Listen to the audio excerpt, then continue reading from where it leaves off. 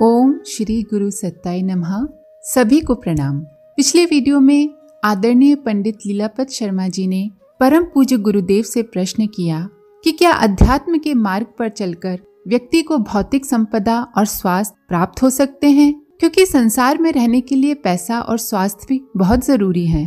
परम पूज्य गुरुदेव ने उन्हें समझाया कि अगर व्यक्ति के पास आत्मबल हो तो वो भौतिक और आध्यात्मिक उन्नति दोनों प्राप्त करता है, और आत्मबल गायत्री के अंतरंग पक्ष को, आदर्शों, सिद्धांतों को व्यवहारिक जीवन में उतारने से आता है। साथ ही गुरुवर ने हनुमान जी का उदाहरण दिया।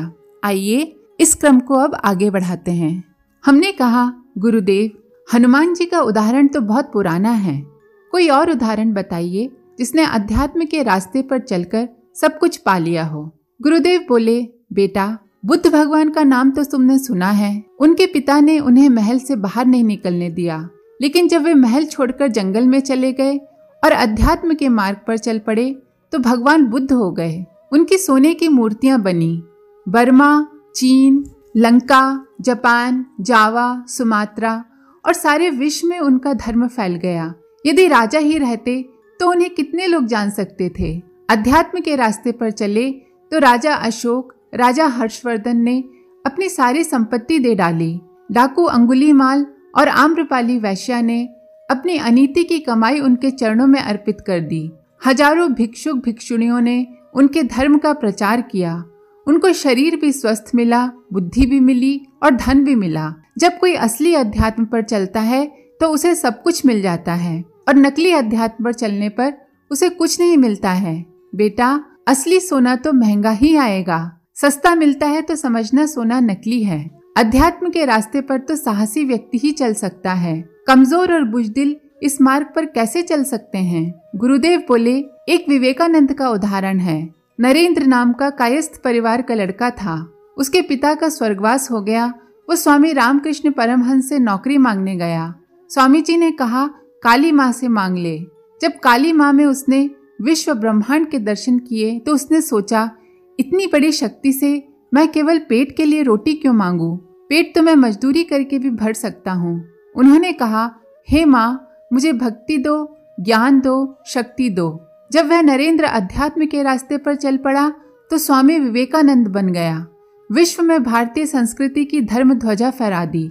जमशेदजी टाटा को जब लंदन से स्टील कारखाने का परमिट मिला, तब जिस होटल में जमशेद जी ठहरे थे उसी में स्वामी जी ठहरे थे।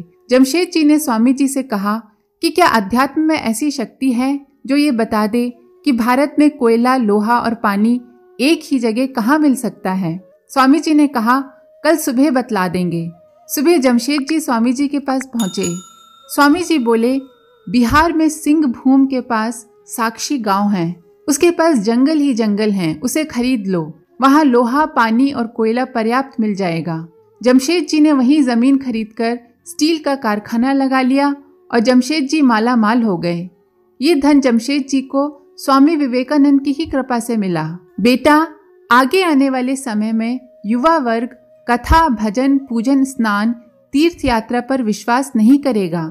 वह तथ्यों पर विश्वास करेगा। उसे प्रमाणित करके बताना होगा कि अध्यात्म के रास्ते चलने पर क्या क्या उपलब्धियां हो सकती हैं।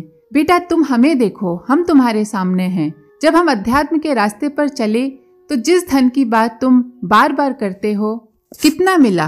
हमने 24 शक्तिपीठ बनवाने को कहा था, जो 2400 बनकर तैयार हो गए। इसका हिसाब लगाया जाए तो करोड़ों रुपए में पहुंचेगा। शांति कुंज को देखो, ब्रह्म वर्चस और गायत्री तपोभूमि को देखो, कुल मिलाकर अरबों की संपत्ति होगी, करोड़ों का बैंक बैलेंस होगा। इतना धन मिला। हमने कहा, जी गुरुदेव, यह तो हम देख ही रहे हैं। वे बोले, अब बुद्धि बल की बात बताएं। चारों वेद, उपनिषद, दर्शन, ब्राह्मण, स्मृति, पुराण, सारे धार्मिक ग्रंथों का भाष्य कर दिया। प्रज्ञा पुराण लिख दिया, जिसकी कथा घर घर में होती है। विज्ञान अध्यात्म को ढोंग और अंधविश्वास कहता था और अध्यात्म विज्ञान को गाली देता था। हमने अध्यात्म और विज्ञान दोनों को मिला दिया, दोनों को एक दूसरे का पूरक सिद्ध कर दिया। कितना बुद्धि बल आ गया। शरीर बल की बात बताएं, हमारा शरीर बिल्कुल स्वस्थ है, कोई बीमारी नहीं है। एक बदमाश ने हमें अकेला पाकर हमला कर दिया था। उसके पास बहुत बड़ा छुरा और 7 फायर की पिस्तौल थी।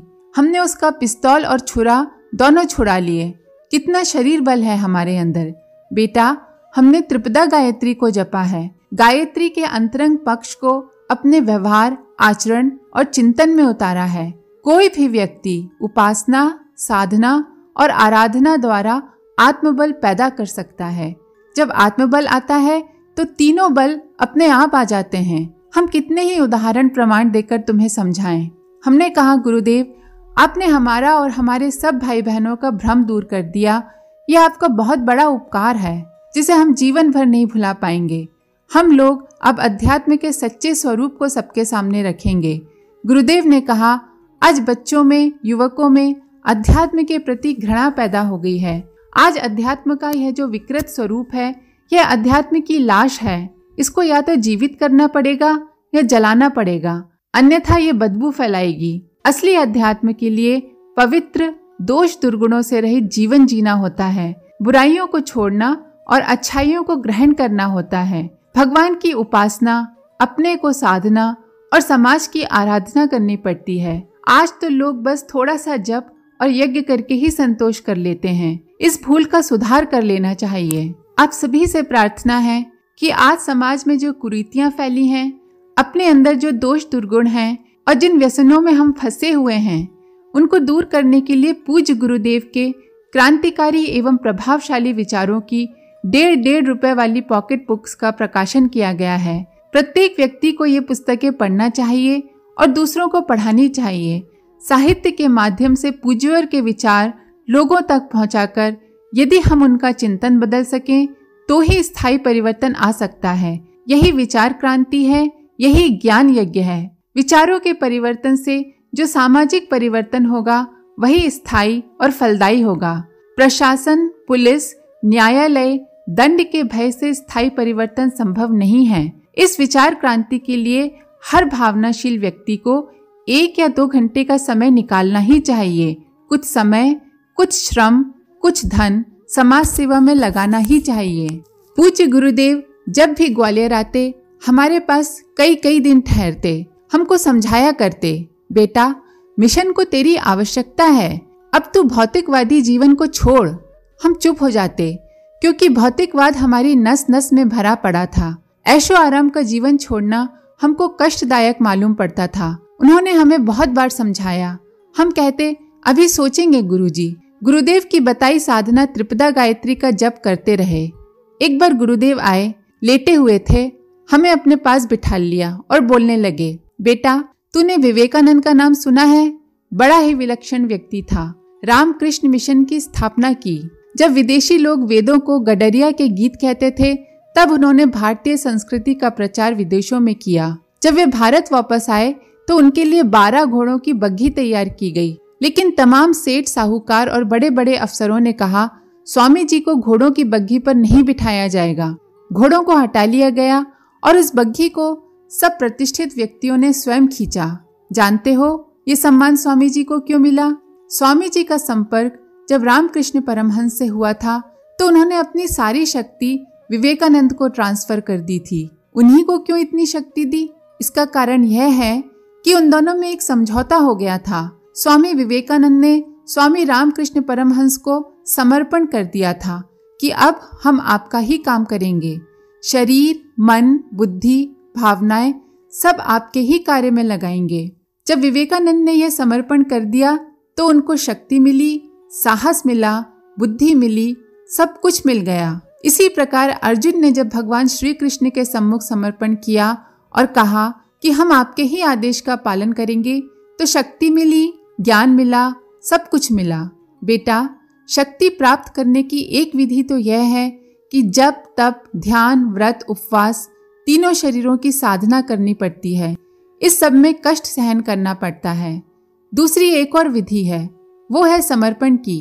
बेटे, जब तब तो तुम्हारे लिए हम कर लेंगे, हमारी शक्ति तुमको मिलेगी, तुम बस समर्पण कर दो। पूज्यवर के कहने से बहुत दिन बाद हमने समर्पण कर दिया और कह दिया कि अब हम आपके ही आदेश का पालन करेंगे।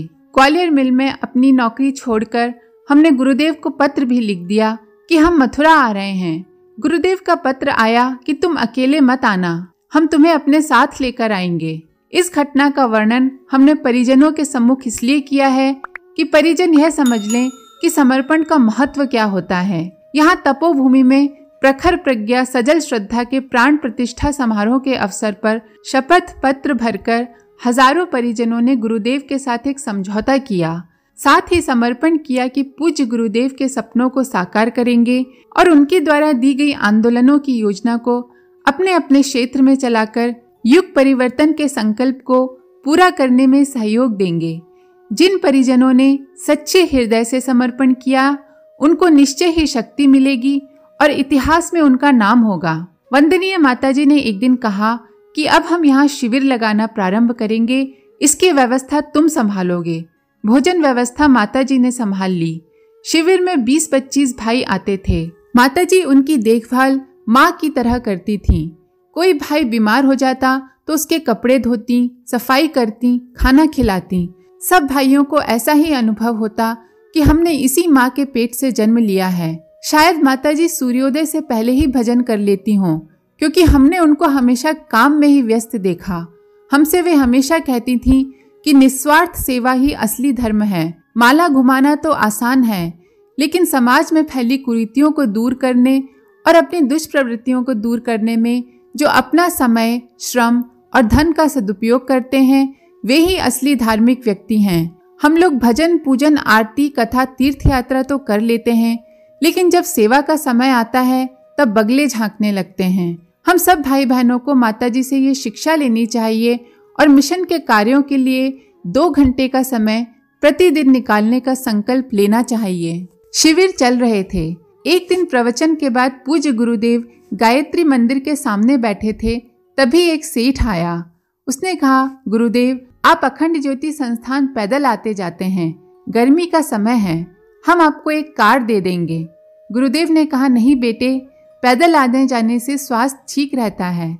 सेठ चला गया तो हमने कहा, गुरुदेव कार दे रहा था तो ले लेते, आने जाने में परेशानी तो होती ही है। गुरुदेव ने कहा, बेटा तुम नहीं समझोगे, अगर हम कार में बैठेंगे तो तुम लोग हवाई जहाज में बैठने लगोगे। ये थी पूज्यवर की सादगी और विलासिता से अलगाव। पूज्य गुरुदेव जब हमारे साथ जलपाईगुड़ी गए तो रेल यात्रा में अपने खाने के लिए चना चिड़वे ले गए और उसी से 3 दिन की यात्रा पूरी कर दी। मिशन के कामों में लाखों रुपए खर्च करने में तनिक भी देर नहीं लगाते थे और अपने ऊपर 4 आने खर्च करने से पहले बहुत सोचते थे। इन सब विशेषताओं के कारण ही इतना बड़ा मिशन आज खड़ा करके रख दिया। बड़ा कार्य करने वालों को त्याग तपस्या का जीवन जीना पड़ता है। महात्मा गांधी ने त्याग तपस्या का जीवन जिया। बाद में उनके अनुयायी उनकी लोकप्रियता को बेचकर खाते रहे, उनके सिद्धांतों को छोड़ दिया। गांधीवादी यदि गांधी जी के आदर्शों पर चलते, उन्हीं की भांति त्याग तपस्या का जीवन जीते तो उनकी लोकप्रियता बनी रहती। परम पूज्य गुरुदेव औघड़दानी थे। अपरिग्रह उनके स्वभाव का अंग बन गया था। शिविर चल रहे थे। एक सेठ जी आए। उन्होंने गुरुदेव के हाथों में नोटों की गड्डी थमा दी। गुरुदेव बोले, हम इसका क्या करेंगे? लेकिन वो सेठ पीछे पड़ गए और बोले, मुझे तो ये रुपए आपको ही देने हैं, हमारे सामने की ही बात है। गुरुदेव हमें और सेठ जी को बाजार ले गए। उन पैसों से कंबल खरीदे। सर्दी का समय था। गरीब लोग जो आग के सहारे सड़क के किनारे समय व्यतीत करते थे, उनको एक एक कंबल देते गए और सब कंबल बांट दिए। पूज्य गुरुदेव दान के एक एक पैसे को समाज का पैसा समझते थे और समाज के ही काम में लगा देते थे। सबसे यही कहते थे कि समाज के पैसे को व्यक्तिगत खर्चों में नहीं लगाना चाहिए। दान के पैसों को जो अपने व्यक्तिगत खर्चों में अनाप शनाप विलासिता की वस्तुओं में खर्च कर देता है, वह अध्यात्मवादी नहीं है। आज के लिए इतना ही। आप सभी का धन्यवाद। ओम शांति। हमारे YouTube चैनल को सब्सक्राइब करें और बेल आइकन को दबाकर ऑल पर क्लिक करें ताकि नोटिफिकेशंस आपको मिलती रहें।